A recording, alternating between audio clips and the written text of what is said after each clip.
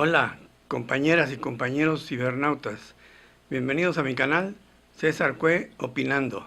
En noviembre de 1991 estaba ocupando el cargo de subdelegado de averiguaciones previas de la Procuraduría General de la República en la delegación Veracruz. Me tocó atender el incidente del Llano de la Víbora, en donde fallecieron 7 compañeros de la Policía Judicial Federal, adscritos a intercepción aérea. El título será Tragedia del pasado, PGR Sedena, enfrentamiento. Como subtítulo, la verdadera historia del Llano de la Víbora, 7 de noviembre de 1991. Antes de iniciar este relato, les comento que probablemente muchas gentes se vayan a sentir involucradas o agredidas. No hay ninguna búsqueda más que exponer lo que fue la verdad de una parte del grupo que trabajábamos en la delegación de Veracruz. Y si alguno se siente ofendido, bueno, pues una disculpa de antemano. Como es el estilo del canal, trataremos hasta donde sea posible de no dar nombres. El 7 de noviembre de 1991 ocurrió un incidente donde fallecieron 7 elementos de la Policía Judicial Federal adscritos a intercepción aérea y destacamentados en la base de Mérida, Yucatán, pertenecientes al acuerdo bilateral México-Estados Unidos denominado Plan Halcón. Los elementos que fallecieron venían a bordo de un King Air, el cual aterrizó en el paraje denominado Llano de la Víbora del municipio de Tlaliscoyan, perteneciente al estado de Veracruz. Para esos momentos, personal del ejército mexicano estaban realizando unas prácticas de campo, o sea, instalar un campamento en la zona rural. Eso era lo que estaban haciendo en el Llano de la Víbora. Por cierto, la versión que dieron por parte de Sedena es que estaban en vigilancia de pistas para una campaña a nivel nacional. Esta partida, la noche anterior, o sea, el incidente fue el 7, la noche del 6, cuando estaban en sus prácticas ahí en la noche, en el campamento alrededor de las 10:30, 11:30, algo así, empezaron a oír ruidos de un vehículo, de un vehículo que como que se había quedado atascado. Ya fueron hacia ellos para darles el apoyo, para ver de qué se trataba, pero los que venían era una camioneta de 3,5 toneladas y otra camioneta pick-up o Explorer, no recuerdo ya bien. Pero cuando vieron al ejército, los que venían en la camioneta y en el carro huyeron. En la camioneta, el otro vehículo que traían, la camioneta de 3 toneladas se quedó ahí atascada, y en el momento que se acercaron descubrieron que en el interior había un arma larga, y en la batea, en la parte de atrás del área de carga, venían muchos bidones de lo que en esa época se llamaba gas avión. Ahorita me parece que ya se le llama turbocina. Al detectar esto, los elementos del Ejército Nacional supusieron que iba a llegar alguna avioneta con droga y procedieron a instalar una vigilancia sobre el área del llano, pero se mantenían ocultos en unos arbustos altos, como de 2 metros más o menos. Ahí era donde estaban, ahí se ocultaron, acechando y quedando en espera de la posible nave que aterrizara. Cuando llega la aeronave sospechosa y aterriza, de ahí ha habido infinidad de versiones. Han hecho reportajes, notas, infinidad de medios de comunicación le han dedicado tinta a este incidente. Prácticamente la mayoría de las versiones encontradas entre sí, incluso hicieron algunos libros sobre el mismo tema. Conforme salían nuevos reportajes, inventaban nuevas versiones y encontraban nuevos culpables. La mayoría de las hipótesis era que el ejército manifestaba que los policías judiciales federales estaban protegiendo la bajada de la droga y a su vez la PGR hacía lo mismo, acusando a los miembros del ejército que ellos eran los que estaban protegiendo la bajada de esa droga. Lo que aquí se va a narrar es la versión de un grupo que le vamos a denominar los demás, que éramos prácticamente los que trabajábamos en la delegación de la PGR en Veracruz, y hay otros que no eran empleados, pero que también tuvieron conocimiento de todos los hechos. ¿Por qué le llamo la verdadera historia del llano de la víbora? Resulta que por azares del destino, con el tiempo, fui nombrado responsable de la base aérea de Mérida, Yucatán, del Instituto Nacional de Combate a las Drogas, dentro de la especialidad de intercepción aérea. O sea, que llegué al lugar de donde habían salido los 7 elementos que murieron esa trágica madrugada. ¿Qué significa eso?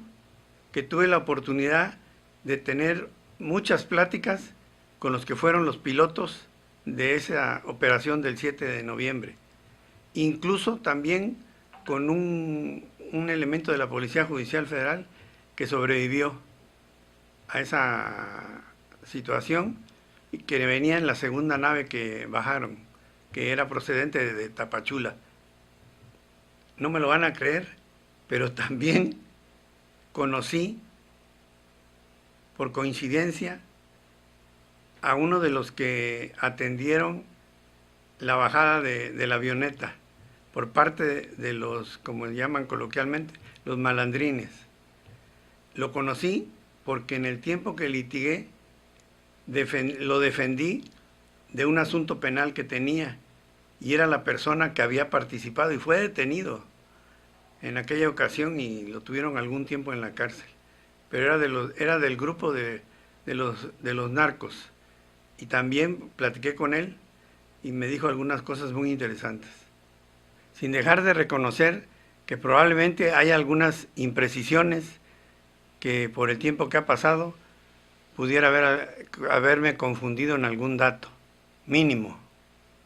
Pasemos a enlistar a los principales protagonistas de esta historia. Personaje A, un subdelegado inventado por PGR. ¿Quién era Ministerio Público Federal investigador, curiosamente, en la zona donde había más facilidades para bajar aviones con drogas procedentes de Colombia o de Centroamérica? Este personaje venía de ser Ministerio Público Federal itinerante, que eran los que iban a las escuelas a dar pláticas. Personaje B, un delegado hechizo, sin ninguna experiencia en procuración de justicia. Personaje C, un subprocurador regional muy cuestionado por el apoyo que le dio al subdelegado inventado. Personaje D, un titular de la Procuraduría General de la República con muchos enemigos en casa que no sabía para dónde hacerse. Personaje E, un general jefe de la zona militar, demasiado forjado a la antigua. Personaje H, el resto de los demás, al cual pertenezco yo y muchos de los que nos tocó vivir los sucesos antes y después del 7 de noviembre. Bueno, esos fueron los personajes. Ahora procederemos a hacer la descripción de los mismos. El subdelegado inventado. Queda claro que fue el personaje principal de esta narración. Con la llegada de la nueva administración fue que lo sacaron de itinerante y lo pusieron como Ministerio Público Federal investigador en Cosamaloapan, y en cuestión de horas, días, fue nombrado subdelegado, por eso se le llama inventado. El problema era que tenía fama pública de drogadicto y aparte, como se dice coloquialmente, soltaba coca. Esto es, vendía cocaína, principalmente a los riquillos. La pregunta que se hacían los demás, recordando que los demás es el resto de equipo de la delegación y anexos, era: ¿habrá gente que no sepa a qué se dedica este individuo? La respuesta era sí, sí los hay. Son por lo menos 3 personajes que eran el delegado de PGR, el subprocurador regional y el titular de la Procuraduría General de la República. Eran los únicos que no sabían a qué se dedicaba. Esto es, no tenían ni idea a quién estaban promocionando. Solo queda el dicho: Dios los guarde por su inocencia. Regresando al tema del subdelegado inventado, diremos que a este distinguido personaje llamado el subdelegado inventado, primeramente le crearon una agencia del Ministerio Público Federal, investigadora, en Cosamaloapan, a la cual acudió para hacer la inauguración el subprocurador regional. En los siguientes 3 meses sucedieron 3 casos gravísimos. El primero fue en la pista llamada Chorreras, perteneciente al ingenio Carlos A. Carrillo, en donde en octubre de 1991 bajaron una avioneta con droga que logró su cometido: dejar la droga, huir los que la llevaban y la avioneta darse a la fuga también. No lograron detener a nadie. El segundo caso, el del Llano de la Víbora, que aquí lo vamos a narrar sobradamente. El tercer caso fue en la pista de Ciudad Alemán, perteneciente a la Secretaría de Agricultura y Recursos Hidráulicos de esa época. En diciembre de 1991 se logró el aseguramiento de 1 tonelada de cocaína. Se aseguró la aeronave y así como a todos los involucrados. Y entre ellos iba el chofer del subdelegado inventado. Vamos a hacer escuetos para relatar cómo estuvo cada uno de estos casos. En octubre de 1991 había pasado semana y media que había tomado posesión, todavía como Ministerio Público Federal, investigador en Cosamaloapan, nuestro dilecto personaje principal. En este caso, el Ministerio Público Federal de Cosamaloapan protegió la bajada de la droga enfrentando a una partida militar que se encontraba en el ingenio, la cual se dirigió hacia la pista porque tenía mucho escándalo la avioneta y daba vueltas y vueltas y no bajaba. Entonces fueron pensando que igual necesitaban algún apoyo. Y ahí es donde los enfrenta este mentado personaje y no los dejó pasar. Y en lo que no los dejó pasar, con su decena de madrinas que traía, bajaron la droga, se la llevaron y la avioneta volvió a despegar. Eso lo hacen en minutos. Y lograron huir, triunfando los narcotraficantes en ese caso. En este caso, no nada más fue que triunfaron los narcotraficantes, sino que nuestro futuro subdelegado inventado cambió toda la versión y acusó con el delegado Hechizo a los de la partida militar como que ellos no lo dejaron pasar a él y no pudo tratar de impedir que huyeran con la droga. O sea, diciendo claramente que los soldados de la partida militar de ahí del ingenio estaban protegiendo la bajada de la droga. Gran escándalo hizo el delegado Hechizo cuando le fue a comentar eso el subdelegado inventado, dando de inicio una campaña difamatoria en contra del Ejército Nacional y dándose él porque como el triunfador que descubrió que toda la droga que llegaba por vía aérea la protegía el ejército. Tal fue el escándalo que el procurador, el titular de la Procuraduría, les mandó el avión asignado a él para que de inmediato se fueran al DF para que le comentaran todo lo que había pasado ese día en La Chorrera. Vayan teniendo atención a cómo se van dando los datos, para que al último hagamos las conjeturas y las conclusiones. Segundo caso, 7 de noviembre, en el Llano de la Víbora. De ese no vamos a dar más datos porque todo es sobre ese mismo caso, lo que estamos relatando.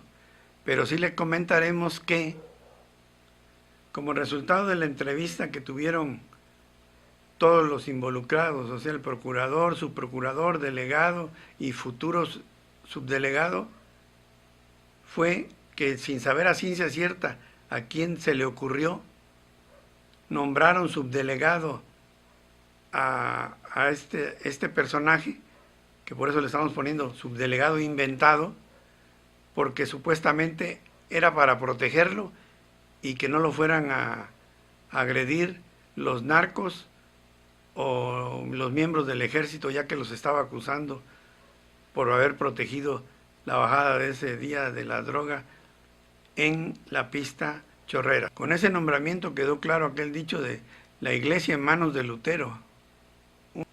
En diciembre de 1991, en la pista de la Secretaría de Agricultura y Recursos Hidráulicos de Ciudad Alemán, Veracruz, se decomisaron 1 tonelada, 6 kilos de cocaína. Se aseguraron a todos los involucrados y la aeronave. Y entre los detenidos venía el chofer del subdelegado inventado. El chofer obviamente involucró a su jefe, no se le iba a tragar él solito. Además, cuando hicieron la revisión del hotel y las cosas que tenían ahí los que habían detenido, que eran los que iban a recibir la droga y trasladarla, el que había hecho todos los movimientos para contratar los cuartos y le dieran de comer y todos los servicios, ¿quién cree que haya sido? Adivinaron, el subdelegado inventado. Él fue el que había hecho todos los gastos y él había dirigido toda la operación. Por este asunto tercero, creo que antes de una semana, a las horas prácticamente, fue detenido nuestro famoso subdelegado inventado. Había demasiadas pruebas en su contra. Concluyo esta primera parte agradeciéndole su atención. Si les pareció interesante la historia, marquen la manita con el dedito hacia arriba y compártanla con todos sus contactos. Nos vemos en la siguiente segunda parte. Hasta la próxima.